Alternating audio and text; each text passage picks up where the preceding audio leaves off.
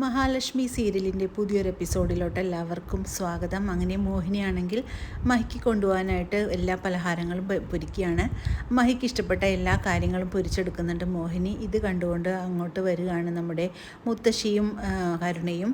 മഹി അന്ന് വന്നപ്പോഴേക്കും മഹിക്ക് കൊടുത്തു വിട്ടത് കുറച്ചായിപ്പോയെന്ന് പറഞ്ഞ് മോഹിനിക്ക് വളരെ വിഷമമായിരുന്നു.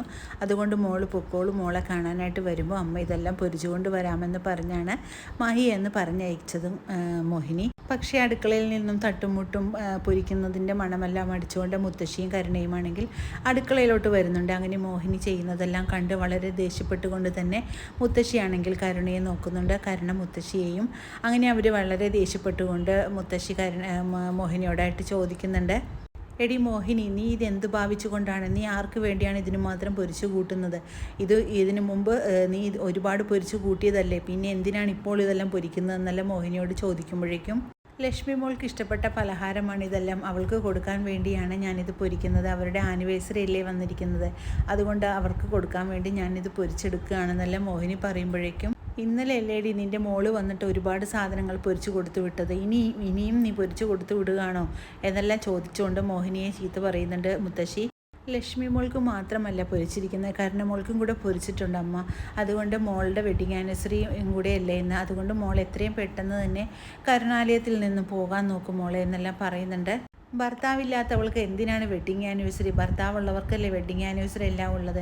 ആ ഒരു ദിവസത്തിനെക്കുറിച്ച് നിങ്ങൾ എന്നെ ഓർമ്മപ്പെടുത്തില്ലേ? എൻ്റെ ജീവിതത്തിലെ എല്ലാ സുഖസൗകര്യങ്ങളും നഷ്ടപ്പെട്ട ഒരു ദിവസമാണ് ആ ഒരു ദിവസം, അതുകൊണ്ട് എന്നെ ഇങ്ങനെ ഓർമ്മപ്പെടുത്തല്ലേ എന്നെല്ലാം പറഞ്ഞുകൊണ്ട് മോഹിനിയെ വഴക്ക് പറയുന്നുണ്ട് കരുണ.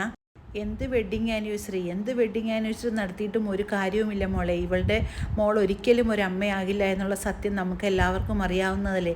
അതുകൊണ്ട് അവളുടെ സന്തോഷത്തിനെങ്കിലും അവൾ ഇതെല്ലാം പൊരിച്ചു കൂട്ടി കൊണ്ടു കൊടുക്കട്ടെ എന്നെല്ലാം മുത്തശ്ശി പറയുന്നത് കേൾക്കുമ്പോഴേക്കും മോഹിനിക്കാണെങ്കിൽ ചിരിയാണ് വരുന്നത്. പിന്നീട് അമ്പലത്തിൽ നിന്ന് മഹിയാണെങ്കിൽ കമലേശ്വരത്ത് എത്തുന്നുണ്ട്. അങ്ങനെ മഹി അമ്പലത്തിൽ നിന്നുള്ള പ്രസാദവും എല്ലാം എടുത്തുകൊണ്ട് തന്നെ കണ്ണൻ്റെ അരികിലോട്ട് എത്തുന്നുണ്ട്. അതേസമയം കണ്ണൻ്റെ അടുത്ത് ദുർഗയാണെങ്കിൽ ജ്യൂസുമായിട്ടെല്ലാം വന്ന് നിൽക്കുന്നുണ്ട്. കാരണം കണ്ണനെ എങ്ങനെയും ജ്യൂസെല്ലാം കൊടുത്തുകൊണ്ട് കണ്ണനെ ദുർഗയുടെ വഴിക്ക് വരുത്താനാണ് ദുർഗയുടെ ഉദ്ദേശം. അങ്ങനെ മഹി വരുന്നതും കണ്ട് കണ്ണനാണെങ്കിൽ അങ്ങോട്ട് നോക്കിക്കൊണ്ട് നിൽക്കുമ്പോഴേക്കും മഹിയാണെങ്കിൽ അകത്തോട്ട് കയറി വരുന്നുണ്ട്. കയറി വരുന്ന മഹിയാണെങ്കിൽ കണ്ണൻ്റെ നെറ്റിയിലാണെങ്കിൽ ചന്ദനം തേച്ച് കൊടുക്കുന്നത് കണ്ട് ദുർഗയ്ക്ക് വളരെ ദേഷ്യമാകുന്നുണ്ട്. ദുർഗ പറയുന്നുണ്ട്, നിനക്കും അമ്മയ്ക്കും എന്നും അമ്പലത്തിൽ പോക്ക് മാത്രമേ ഉള്ളൂ, നിങ്ങൾ എന്തിനാണ് അമ്പലത്തിൽ ഇതുപോലെ പോകുന്നത്? എന്തെങ്കിലും കാര്യം ഉണ്ടെങ്കിൽ മാത്രമല്ലേ അമ്പലത്തിൽ പോകേണ്ട കാര്യമുള്ളൂ എന്നെല്ലാം പറഞ്ഞുകൊണ്ട് ദുർഗയാണെങ്കിൽ മഹിയെ കളിയാക്കുന്നുണ്ട്. ഞാനും എൻ്റെ അമ്മയും എല്ലാവർക്കും നല്ലത് വരണമെന്ന് മാത്രമേ പ്രാർത്ഥിക്കാറുള്ളൂ, അതുമാത്രമേ ഞങ്ങൾ അമ്പലത്തിൽ പോകുമ്പോൾ പ്രാർത്ഥിക്കാറുള്ളൂ, അതുപോലെ ആരും നശിച്ചു പോകണമെന്ന് ഞങ്ങൾ പ്രാർത്ഥിക്കാറില്ല എന്നെല്ലാം മഹി തിരിച്ചടിക്കുന്നുണ്ട് ദുർഗയോട്. ഇത് കേട്ടുകൊണ്ട് വളരെ ദേഷ്യപ്പെട്ട് നിൽക്കുന്ന ദുർഗയാണെങ്കിൽ മഹിയെ വല്ലാതെ ഒന്ന് നോക്കുന്നുണ്ട്.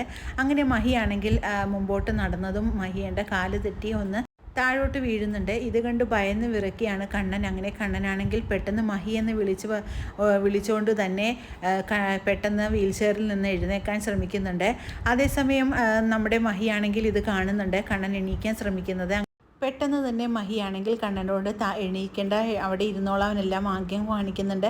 അതെല്ലാം ദുർഗയാണെങ്കിൽ ശ്രദ്ധിക്കുന്നുണ്ട്. അങ്ങനെ ദുർഗ മനസ്സിൽ വിചാരിക്കുന്നുണ്ട്, എന്താണ് ഇവർ തമ്മിൽ ഒരു ആംഗ്യഭാഷ കാണിക്കുന്നതെന്ന് ഓർത്ത് ദുർഗയാണെങ്കിൽ തിരിഞ്ഞു നിന്ന് കണ്ണനെ നോക്കുന്നുണ്ട്. ഇനി കണ്ണനാണെങ്കിൽ എഴുന്നേക്കാൻ ശ്രമിച്ചത് കൊണ്ട് ഇവളെങ്ങാനും എഴുന്നേക്കണ്ടെന്ന് പറഞ്ഞതാണോ എന്നൊക്കെ ദുർഗയുടെ മനസ്സിലൊരു സംശയം തോന്നുന്നുണ്ട്. അങ്ങനെ പെട്ടെന്ന് തന്നെ മഹി എഴുന്നേക്കുന്നുണ്ട്. എന്നിട്ട് പറയുന്നുണ്ട്, എനിക്കൊന്നും പറ്റിയില്ല കണ്ണേട്ടാ, ഞാൻ എന്തോ കാല് പെട്ടെന്ന് സ്ലിപ്പായി പോയതാണ്, അതുകൊണ്ട് സാരമില്ല എന്നെല്ലാം പറഞ്ഞുകൊണ്ട് റൂമിലോട്ട് പോകുന്നു. അങ്ങനെ ദുർഗയുടെ മനസ്സിൽ ആ സംശയം ഉളവാക്കുന്നുണ്ട്. പക്ഷേ ദുർഗയ്ക്കാണെങ്കിൽ അത് ശരിക്കും വിശ്വസിക്കാനാകുന്നില്ല. അങ്ങനെ വളരെ ത്രില്ലിംഗ് ആയിട്ടുള്ളൊരു എപ്പിസോഡുകളാണ് ഇനി വരാനിരിക്കുന്നത്. ഈ റിവ്യൂ ഇഷ്ടമാകുകയാണെങ്കിൽ ലൈക്കും ഷെയറും സബ്സ്ക്രൈബും ചെയ്ത് സപ്പോർട്ട് ചെയ്യണേ. പുതിയൊരു എപ്പിസോഡിനായിട്ട് നമുക്ക് കാത്തിരിക്കാം.